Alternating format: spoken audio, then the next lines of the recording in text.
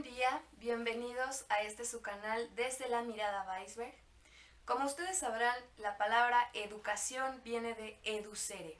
Si lo buscamos en internet aparece como sacar desde afuera. Pero si lo vemos desde una manera más teórica, Auswell decía que, hablando del aprendizaje significativo, es aquel proceso en el que cuando nosotros sabemos algo, un educador lo que hace es investigar qué es lo que uno sabe para inducirnos a un nuevo aprendizaje. Y ese sin duda es uno de los grandes objetivos que Miriam y yo tenemos al trabajar con ustedes en este gran proyecto, y pues el día de hoy hablaremos de la educación. Bienvenida Miriam, gracias. Gracias a ti, gracias a ustedes. Antes de iniciar la plática, quiero dar una explicación no pedida. Gracias a Erika es todo este experimento que a mí se me hace un regalo de vida que nunca soñé que iba a tener. Pero también es un experimento de, por lo menos en mi caso, absoluta ignorancia de lo que significa grabar un programa, editarlo, que si el audio, que si lo etc. Entonces, lamentablemente, somos empíricas en el asunto y poco a poco vamos tratando de hacer las cosas lo mejor posible. No pedimos recursos a nadie para que nos paguen como hacen otros canales de YouTube. La única experiencia con la que contamos es con la experiencia de Erika en este sentido, y sé que hemos tenido fallas sobre todo en el audio. Estamos tratando de irlo mejorando lo mejor que podemos, y agradezco que me lo hagan saber y que nos informen, y les prometo que vamos a tratar de todo lo que esté en nuestras manos ¿verdad? Para que esta emisión, que cada vez que la hagamos, haga lo mejor posible. Lo que yo sí estoy convencida es que lo que hacemos, tanto Erika como yo, lo hacemos con todo el amor que le tenemos al país. Ay, voy a ayudar. Con toda la buena intención de que cada persona que nos escuche salga con un poquitito más de información, para que, si es ojalá lo que deseamos, sea algo que beneficie a su existencia como ser humano, como parte de una sociedad y como parte de un país al que yo personalmente amo profundamente. Y dicho lo cual, hablaremos de la educación, primero porque esta mujer, pues su licenciatura es en pedagogía, y segundo porque la gran parte de mi vida profesional ha sido de docente, básicamente en los niveles superiores y Erika en los niveles de niños. Entonces como que creo que nos complementamos. Entonces ya saben que primero trato de dar un marco de referencia, porque es importante primero definir de lo que hablamos y ya luego aterrizaré como siempre a hablar de la situación en nuestro país. Podemos definir la educación como la formación destinada a desarrollar la capacidad intelectual, moral y afectiva de las personas de acuerdo con la cultura y las normas de conveniencia y de circunstancias de la sociedad a la que pertenece. También podemos entender por educación la transmisión de conocimientos a una persona para que ésta adquiera una determinada formación. Podemos considerar entonces que la educación es el proceso de facilitar el aprendizaje o la adquisición de conocimientos, habilidades, valores, creencias y hábitos de un grupo de personas que a su vez lo transfieren a otras personas a través de diferentes medios, como pueden ser el contar cuentos, como puede ser la discusión, como puede ser la investigación, pregonar con el ejemplo, tratando de hablar de la experiencia de uno para que sirva al otro de punto de referencia, y también concretando todo esto en una palabra que es la enseñanza. Actualmente la educación se basa en un método científico, ya que se busca que el alumno aprenda no solo a pensar, sino también a actuar, a predecir y resolver, a tener un pensamiento crítico, para lo cual sería muy conveniente, yo diría recomendable, aprender a trabajar en equipo, porque así se enriquece el conocimiento con el intercambio de ideas y por otro lado se fomenta la cooperación. También se puede decir que la educación es la formación metodológica y práctica que se le da a una persona en vías de desarrollo y crecimiento. Vías de desarrollo, quiero decir, a un ser humano que está en vías de desarrollarse hacia un adulto. Y crecimiento, pues, significa lo mismo, crecer para llegar a ser. Es un proceso mediante el cual se le suministra al individuo las herramientas y conocimientos esenciales para ponerlos en práctica en lo que es su cotidianidad, lo que viven todos los días. Se puede pensar que el aprendizaje se inicia en la infancia, en lugares que llamamos escuelas, que llamamos colegios, que llamamos centro de enseñanza, y ahí es donde una persona previamente educada y estudiada, le hace maestros, le hace profesores, implantarán en el pequeño una identidad, valores éticos, obviamente también culturales, para hacer que una persona llegue a ser una persona de bien en el futuro. Cuando yo leí esta última frase, al buscar una definición que fuera acorde con lo que yo pienso de la educación, y termina diciendo un ser de bien, me pregunto, ¿y qué es eso? ¿Qué es un ser de bien? Y volteo a mi alrededor y veo la realidad que está viviendo México y me pregunto, ¿estamos verdaderamente siendo seres de bien los que ya pasamos por todo nivel de educación? Se los dejo de tarea. En fin, también se habla del aprendizaje autodidacta, porque no todos tienen la oportunidad o el deseo de asistir a una institución de educación para adquirir esa educación en forma, valga la redundancia, formal, estructurada, aunque haya diferentes maneras de considerar esa estructura, porque tan es estructurada la educación tradicional como la educación Montessori, como la educación de enseñanza oral, pero el autodidacta decide aprender buscando sus propios medios para ir adquiriendo, podríamos llamarlo educación o bien la información. Y entonces ello lo que le va a aportar es una manera de pensar y de actuar. Y por cierto, como un ejemplo de lo que es ser autodidacta, yo les voy a contar de mi abuelo, del que hablé la primera vez que hablé con ustedes. Perdón, que hablé que mi abuelito vivió con nosotros. Mi abuelo fue un autodidacta que aprendió hebreo, que aprendió varios idiomas, que aprendió cómo encuadernar un libro, que aprendió cómo cocinar. Y él sostenía que todo lo que puede hacer un ser humano lo puede hacer él.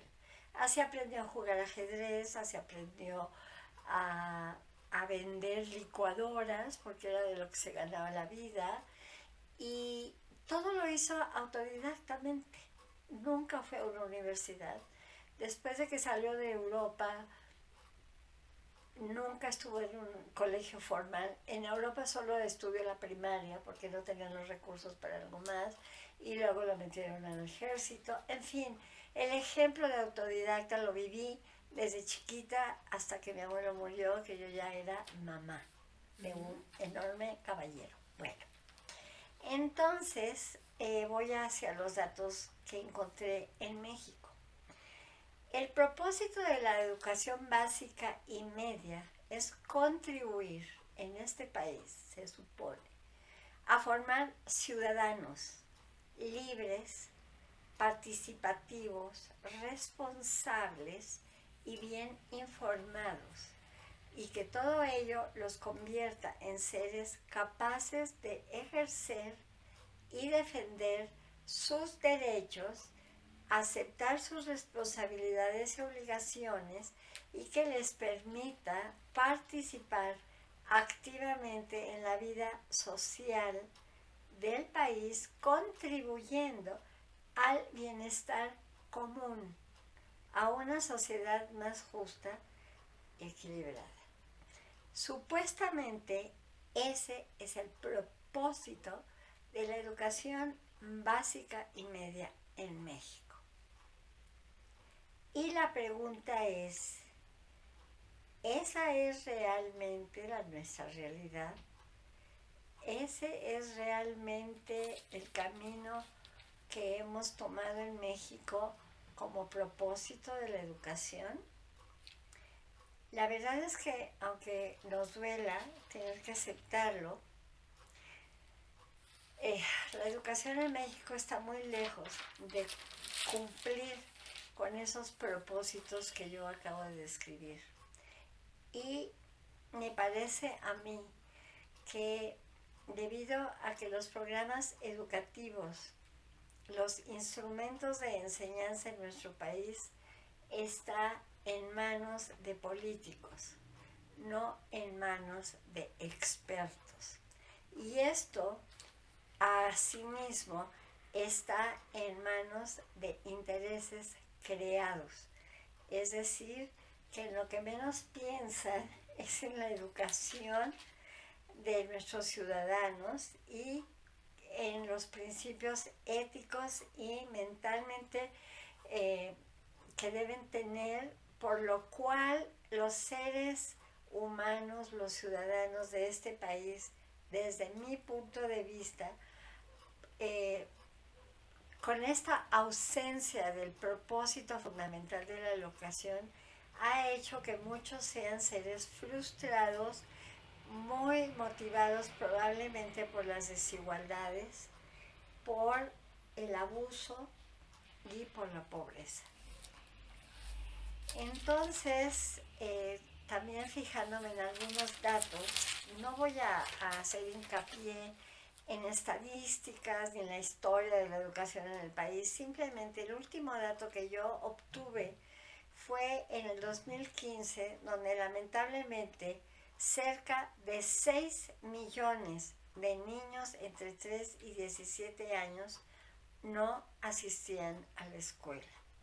Es decir, no tenían la posibilidad de adquirir el conocimiento, la herramienta, el instrumento para poder lograr tener una vida satisfactoria, una vida digna y una vida decente.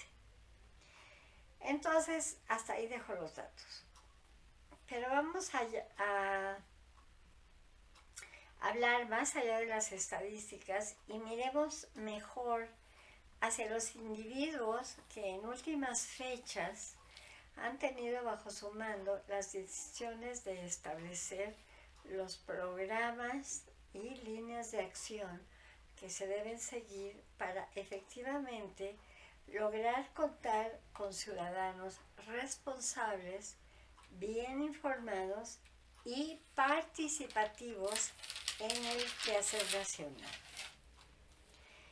Como dije, no voy a hacer un recorrido por la historia de la educación, pero lo que sí voy a hablar es del terrible defecto del que adolece el sistema educativo mexicano y que es generalmente la Secretaría de Educación Pública la que encabeza la decisión de los planes de estudio. Y la Secretaría de Educación Pública, como una parte del gobierno federal y también a nivel estatal, está encabezada por políticos que poco saben, ya no digamos de cuestiones y métodos educativos, sino que de plano ignoran como que para qué nos vamos a educar. O sea, ¿con qué se come eso? ¿De qué sirve? Y entonces seguiré diciendo que los planes de estudio de la escuela primaria en México está hecha más bien para satisfacer los intereses, las inquietudes y las maneras de ver las cosas, tanto de los partidos como personales y de los dirigentes de la educación. Es decir, a lo que me quiero referir es a que son los políticos y los intereses personales los que determinan el cómo, el qué y el cuándo y para qué deben diseñarse esos planes de estudio que deberían ser para resolver internamente los problemas del país. Por otro lado, no podemos dejar de lado que tenemos otro elemento que podríamos decir que daña todo lo que se refiere al sistema educativo mexicano y que es la terrible influencia y participación de los sindicatos. En lo que se refiere al sistema educativo en nuestro país, como seguramente ya saben, hay dos grupos sindicales importantes. Por sus siglas, uno es el CENTE con S y el otro es la CENTE con C. La CENTE es la Coordinadora Nacional de los Trabajadores de la Educación. Y la S es del Sindicato Nacional de los Trabajadores de la Educación. El sindicato nació antes que la coordinadora. La coordinadora surgió posteriormente como para hacer un contrapeso al sindicato, supuestamente para lograr mayores beneficios para sus, ¿cómo se llama? Los miembros que lo forman, para sus sindicalizados.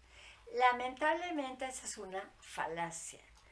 El daño es porque los sindicatos están dirigidos por líderes que tienen también intereses muy claros, similares o idénticos a los políticos y que tienen como rehenes, llamaría yo, tanto a los maestros como a los educandos. Y entonces, pues como que dice uno, bueno, ¿y ahora para dónde nos hacemos? Por un lado tenemos los líderes del gobierno, o sea, de la Secretaría de Educación Pública, y por otro lado tenemos a los sindicatos que ciertamente y supuestamente los creó Lázaro Cárdenas, los sindicatos, para que defendieran los derechos de los obreros, de los trabajadores y de los empleados. Falacia, falacia. Se hicieron para controlar. Y lo que hacen es eso, controlar y obligar a que los sindicalizados hagan lo que sus líderes les exigen que hagan para poder mantener su puesto, su trabajo, su actividad profesional, que además les aporta los ingresos no siempre necesarios para poder subsistir.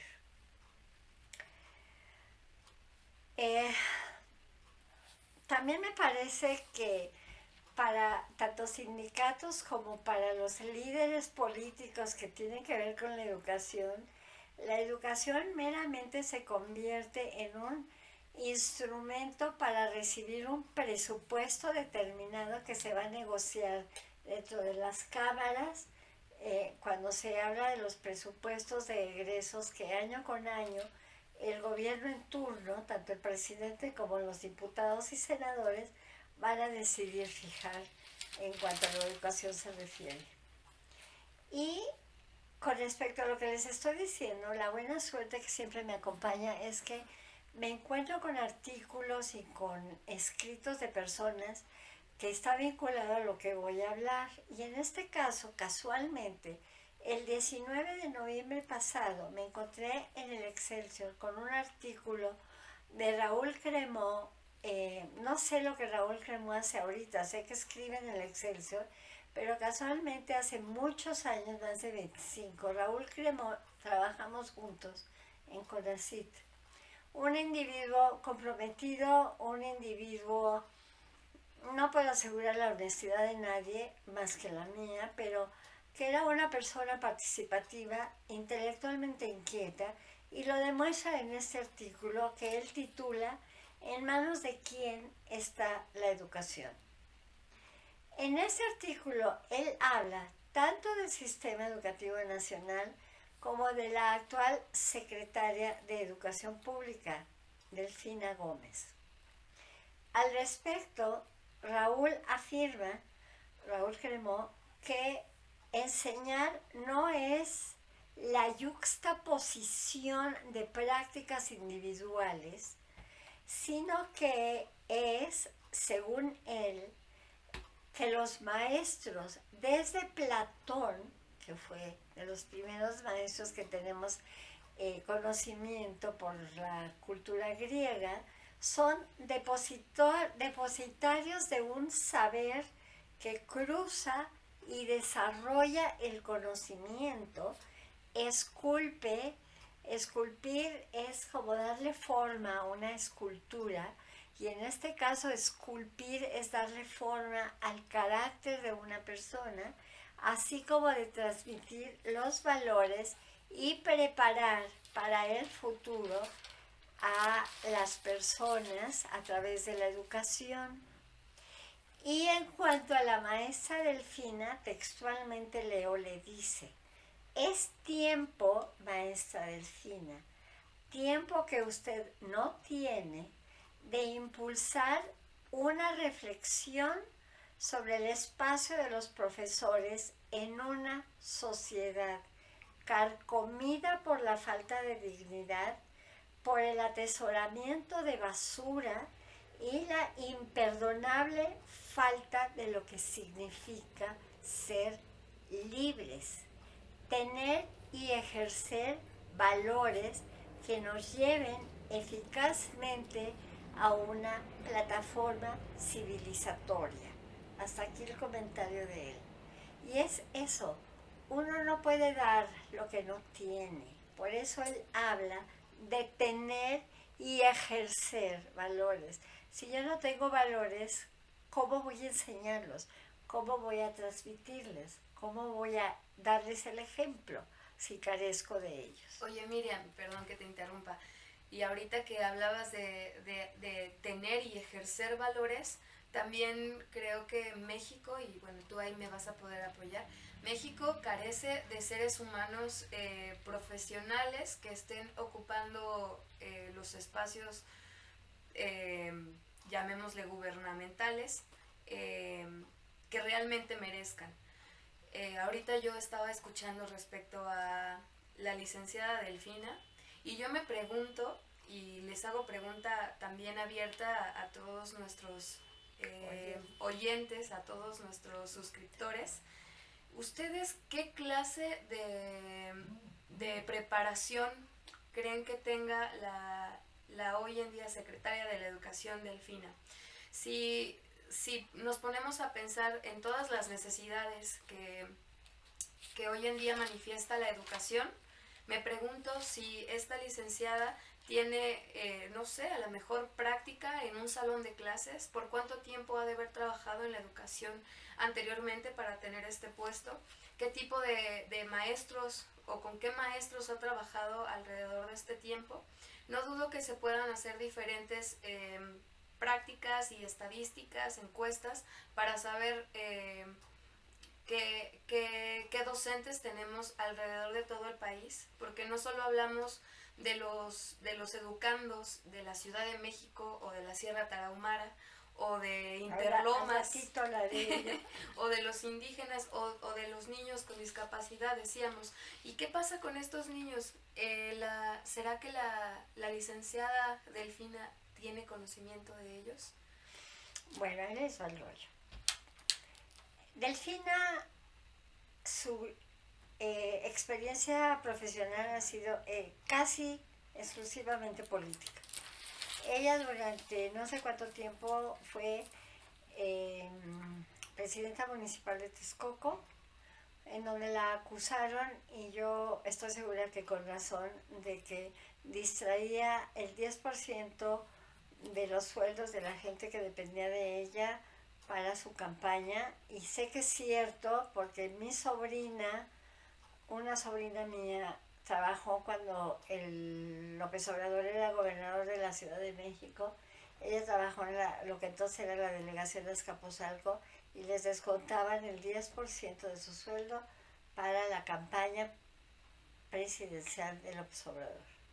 Por otro lado, después de eso, ella fue candidata a la gubernatura del Estado de México, y ahora es la secretaria de Educación Pública, porque el único título que yo sé que tiene, a lo mejor estoy equivocada, es que ella es normalista, estudió la normal, recibió su título y es el título que tiene.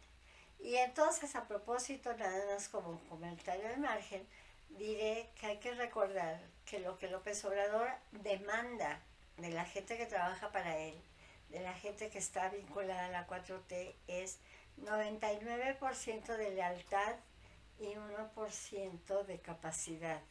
No podemos pedirle a Delfina mucha capacidad, con su 99% de lealtad debemos tener suficiente.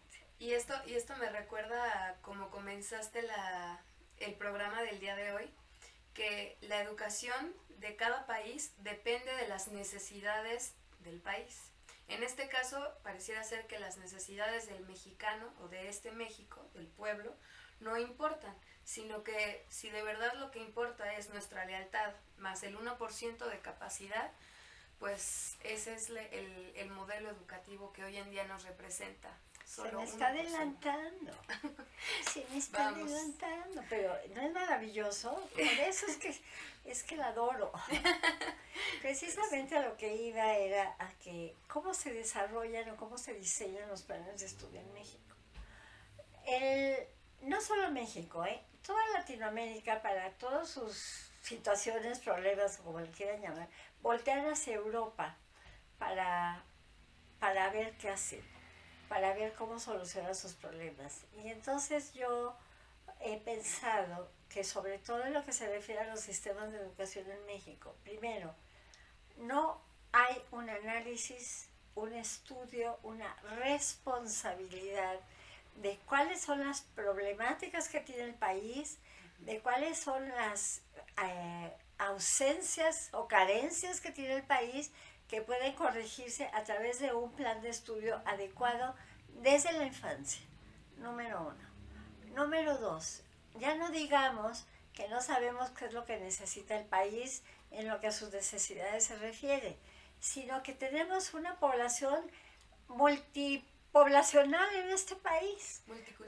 Multicultural también, claro. Es decir, no podemos tener un plan de estudio igual para niños con discapacidades, como serían los niños con síndrome de Down o con parálisis cerebral, ni podemos tener un mismo plan de estudio para niños indígenas, como los que viven en la Sierra Tarahumara, o los indígenas totonacas de Veracruz, o los que viven en Guerrero, Chiapas y Oaxaca, porque sus realidades, sus necesidades, su idiosincrasia es diferente. Igual como tampoco podemos comparar las necesidades, ya no digamos Interlomas y Ciudad de Nezahualcóyotl, la necesidad de un niño urbano no es la misma que la necesidad de un niño rural, de un niño campesino, que su actividad básica, aparte de la escuela, de educarse, de aprender a leer, a escribir, que no basta con eso, porque leer y escribir no solamente no da libertad, sino no es suficiente herramienta para que el chiquito pueda llegar a ser un adolescente y un adulto participativo, comprometido y enterado. Entonces, lamentablemente, existe todo este tipo de situaciones que han demostrado que en este gobierno, una vez más, perdónenme, tengo que hablar mal, lo que menos les interesa es la educación. ¿Qué les interesa? ¿Qué le interesa a la 4T? Presumir de que terminaron con la corrupción. Presumir de que no mienten, no roban y por lo tanto no traicionan. Presumir de que en 3 meses ya va a estar el aeropuerto de Santa Lucía, que ya en el programa que precisamente subimos hoy, sabemos que son cosas que no son prioritarias. Ni eso, ni la necesidad de una refinería de Dos Bocas y ciertamente un Tren Maya que quién sabe quién lo use. Pero bueno, hablando también en ese sentido, yo había dejado de lado, la verdad no lo tenía muy presente, lo que se refiere a la pandemia y cómo la pandemia ha afectado la cuestión educativa en el país. Oye, antes de que entres a la pandemia, quisiera hacer, ahorita tocaste un tema que ya sabes que para mí son fibras muy débiles, pero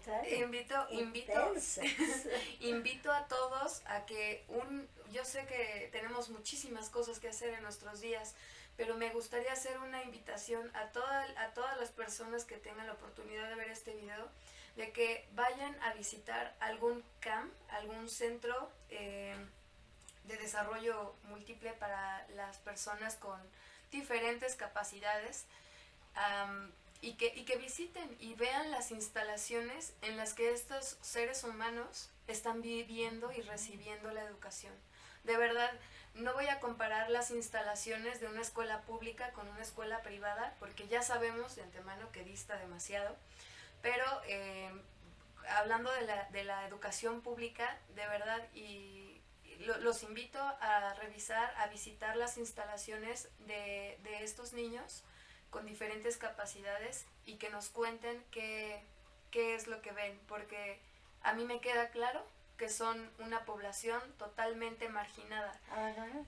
Sí, y a nivel, llámese educación, a nivel población, a nivel laboral, definitivamente necesitamos reestructurar las capacidades, las instalaciones y los planes de estudio para estos chicos, que si bien tienen diferentes capacidades, su mentalidad, su capacidad para vivir en sociedad no dista mucho de la de todos. Tienen toda la energía del mundo para trabajar y la disposición, y me queda algo muy claro. Yo trabajé 2 años para chicos con síndrome de Down y de todas las edades, de 5 a 67 años. Son personas de las que de verdad todos y cada uno de nosotros tenemos tanto que aprender, porque ellos nos enseñan habilidades y dones como el perdón, como la cordialidad, como la sencillez y como lo bello que es regalar una sonrisa por el simple hecho de que la tenemos. A propósito, me estoy acordando de que una de las brillantes resoluciones de nuestro Congreso era de que paguen impuestos los donativos, los donadores. Y la verdad es que ignoramos tanto porque nos quedamos en lo que vemos. En algún momento en un programa yo vi a una señora que se llama Alejandra Alemán, que es hija del presidente, en paz descanse, del presidente Miguel Alemán Valdés. Esta mujer yo la veía siempre en la revista Hola, así como Socialité, muy nice, es guapita, rubiecita, alta, delgada, atractiva, bien vestida, y de repente le hacen una entrevista, porque esta mujer hace más de 16 años dirige un organismo no gubernamental, una ONG, que se dedica a irse a los rincones más lejanos del país a revisar las escuelas de los niños rurales y remodelarlas, que si hay vidrios rotos, que si hay que cambiar los excusados, los lavabos, etcétera, que si hay agua, que si hay electricidad. Ellas lo hacen, ella y un grupo de mujeres que podríamos llamar de la alta sociedad. ¿Qué importa? Lo que importa es que son personas que sí se preocupan de la población para que no nos llamen fifís, conservadores, neoliberales de porquería, porque algo contribuimos. Yo obviamente no tengo nada que ver con este tipo de mujeres, pero me parece excelente, extraordinario y digno de mención que se hable, porque hay tantas cosas que ignoramos y que se toman decisiones en el Congreso de la Unión porque lo que menos piensan es en la gente a la que está representando. Perdón, pero me gustaría hacer también otro reconocimiento y mis aplausos eternos para los maestros de todo el país. De verdad, es que ahorita que hablábamos de la pandemia, ponerte la camiseta de la educación en un país donde mencionábamos... Todavía no, es que tú estás hablando de lo que te leí hace rato. No, pero ponernos la camiseta de la educación, independientemente de las dificultades que existen en este país, que porque si te expresas, los matan, ¿no? Que porque si necesitas más recursos para trabajar con tus alumnos, te recortan el sueldo, o porque si quieres trabajar con ellos de una manera más dinámica, no hay manera, porque no hay recursos. Entonces, bueno, es digno mencionar a los maestros de este país. Es a lo que iba. Los maestros tienen en su mano el destino de los niños. Son los que le aportan a los niños, como lo dije ya, las herramientas, los instrumentos para ser seres de bien. Los maestros y los policías son los empleados que más bajos sueldos tienen. Piensen que una maestra tiene que estar toda la mañana 6 horas trabajando con los alumnos en primaria. Come, si puede, y luego tiene que revisar trabajos, preparar la materia para el día siguiente y tener su relación personal con su familia, etc. Una maestra gana menos que una, como lo llamo yo, asistente doméstica que trabaja 4 horas al día limpiando una casa. No puede ser que además, como lo dije, como le importa poco la educación a este gobierno, el Congreso de la Unión recortó el presupuesto de educación. Y a lo que les aumentó el presupuesto, al 60% del presupuesto, fue a la Secretaría de la Defensa y de Marina. Entonces, tenemos que hacer algo. Y yéndonos a la pandemia, las circunstancias han sido terribles para los maestros y para los educandos. Primero, nos encierran. Yo llamo que nos guarden, yo digo me guardé, pero un niño de 6 años que está acostumbrado a salir, a estar con sus amigos, a tener 20 minutos de recreo y a tener una relación directa con la maestra o con el maestro, que igual puede odiarlo o amarlo, pero hay una relación directa. De repente desaparece todo eso de su realidad y está entre 4 paredes. Y no estoy hablando de 4 paredes como las de esta casa que está, es la suya, como decimos los mexicanos, sino de 4 paredes con otras 8 personas. Y luego deciden de que van a dar la educación a distancia. ¿Con qué infraestructura están dando esa educación a distancia? Preparan a los maestros, les dan capacitación para que sepan manejar un Zoom en vez de un pizarrón. Y al niño, si bien le va y tiene una tele o tiene Ya la gran fortuna de tener una computadora o un teléfono donde pueda tomar la clase, ya va súper de gane. Yo me acuerdo cuando empezó todo esto de la educación a distancia, una mujer como de unos 38 años cargando una televisión, porque no tenía las pantallas esas planas o como se llaman, no. Ahí va con su tele porque ella tenía un puesto en el mercado. Iba con su televisión para conectar en el mercado, para ver las clases. ¿Y cómo le hace si tenía 3 hijos? De diferentes edades, obviamente. Entonces, ¿a quién le da prioridad para que estudie qué? Y además, para ganarse la votación favorable, el gobierno decide que ya no hay que hacer exámenes, ya no hay que hacer evaluaciones. ¿Por qué? Pues porque pueden causarle traumas a los niños. De repente les preocupa la situación psicológica de la criatura, por favor. Y ni hablar de no reprobarlos, ¿verdad? No, por eso, no hay que reprobarlos porque no deben reprobarse. Pero eso ya no sucede ni siquiera a nivel medio, ni la primaria ni la secundaria. Obviamente cero evaluación a los maestros porque esa es otra. El gobierno, lo primero que hizo López Obrador es destruir las reformas estructurales que había tratado de poner Peña Nieto. No lo voy a juzgar ahorita, ella tiene su punto de vista, yo tengo el mío, pero lo que sí sabemos es que destruyó lo que ya era una ley, que era la reforma educativa, para recuperar otra, y era para darle gusto a la coordinadora de trabajadores de la educación. Bueno, resulta que los niños deciden también, así como en un arranque, de que ya deben ser presenciales las clases o híbridas. Bueno, ¿qué es eso de híbridas? Que igual si quieres vas, pero si no quieres lo haces en la casa. ¿Cómo una maestra puede coordinar una clase con 5 alumnos y no sabe cuántos en sus respectivas televisiones o medios de comunicación? Vaya usted a saber. Primero. Segundo, el niño. El niño necesita cada 50 minutos por lo menos ya tener un espacio de descanso porque su capa, eso le pasa a cualquier ser humano, claro. No somos robots, no podemos estar 8 horas como sucede con muchos, ¿verdad? Sobre todo con las series de Netflix. Ah, sí. Pero bueno, entonces, ¿qué pasa? Han hecho todo en forma improvisada, en forma irresponsable y pensando exclusivamente en los votos. Y ahora lo que se dedican es a la famosa consulta de la revocación, que no es revocación, sino reafirmación del mandato. ¿Y quiénes sufren?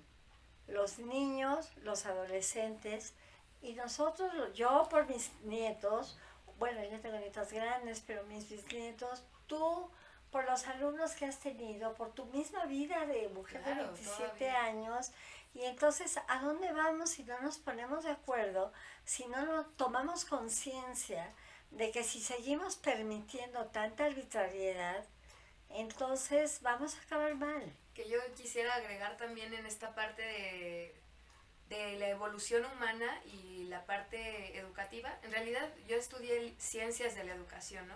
Entonces mi aprendizaje o mi formación universitaria estuvo más inclinada como a esto, ¿no? A la investigación. Y algo me ha quedado claro es que hay investigaciones que para que den un resultado considerable llevan hasta 10 años para poder ver un resultado real. Y eso es lo que creo que hoy en día va a pasar referente a la educación y la pandemia. Porque quién sabe cuántos años, hace cuántos, a lo mejor hasta siglos, yo qué sé, no había tenido la oportunidad un ser humano de estar en casa sin educación o una educación forzada autóctona. Entonces yo me pregunto qué es lo que va a pasar con estos seres humanos, estos pequeños y hermosos individuos que tuvieron la oportunidad de educarse por un año en casa, por un año de encierro. Que si lo vemos a corto plazo, es decir, ahorita que ya regresaron, sus estrategias de aprendizaje han modificado del todo. Pero yo insisto, ¿no? Los invito a hacerse esta gran pregunta y seguramente lo resolveremos en unos 10 años, que si bien se ha escuchado que Internet no está escrito con lápiz, está escrito con tinta, Ya veremos este video en 10 años y nos preguntaremos, ¿qué pasó con la educación? Este tipo de niños que tuvieron la capacidad de desarrollarse a través de sus pocas o muchas habilidades y posibilidades, ¿qué clase de México y qué clase de planeta estamos por ofrecernos? Porque la pandemia es universal, no es exclusiva de este país. Aunque no queramos darnos cuenta y exigirle al gobierno que tenga una actitud de responsabilidad también con la pandemia, no nada más en el sector educativo, sino en el sector de vida. Acabamos de tenerlo, ¿no? Acabamos de tener una gran presentación de nuestro presidente. Hoy en la mañana está en nuestro canal, sí. precisamente lo que el reencuentro de el recuento de los hechos, lo que pasó en el Zócalo. Tenemos que dejarnos de inseguridades y de frustraciones, de vernos al espejo y decir, soy un ser humano maravilloso y valgo, y si valgo, merezco, y si merezco, debo exigirlo, y exigir que nos den las posibilidades de vivir en forma digna, en forma decente, en forma agradable, y que logremos el bienestar, no a través de la pseudo austeridad de la que habla el presidente, sino a través de lo que cada uno de nosotros nos satisfaga. Recordemos, hay que vivir en un país que nos dé y al que le demos. Es de dos vías, hay que dar para recibir y hay que recibir para dar. Y lo importante, repito y lo repetiré cada vez, respetar al prójimo como si fuéramos nosotros. En eso estriba toda la esencia de la convivencia humana. Y en México también, no somos una excepción. Gracias. No sé si te gustaría regalarnos otras palabras, Miriam, alguna propuesta. Es que me quedé tan apantallada ahora sí con esta niña que además me siento agradecida. No crean que me siento agredida, al contrario, es maravilloso que una persona tan joven tenga tanta conciencia, tenga tanta preparación y tenga tanta idea de hacer lo que se debe hacer. Entonces, al agradecerle a ustedes, atención, te lo agradezco a ti, Erika, tu participación y tu dedicación y tu solidaridad en este proyecto, que lo único que pretendemos, insisto, no es criticar, aunque no nos queda otra, sino tratar de que obtengan ciertos elementos de información que deseamos les ayude a tener una vida mejor. Exacto, el gobierno tiene la posibilidad de mover el dinero de nuestro país para tener una mejor educación, pero no podemos dejar en manos del gobierno que nos dé la oportunidad de informarnos y de crecer como ciudadanos. Es por eso que yo agradezco a Miriam y a ustedes que nos ven tener la oportunidad de congregarnos, de volvernos uno a través de este tipo de redes sociales y que nos mantengamos informados, porque es de esta manera en la que podremos hacer una educación sólida. El saber nos da poder. Bueno, pues estaremos aquí. Que Dios los bendiga y nos vemos la próxima. Hasta luego. Campanita.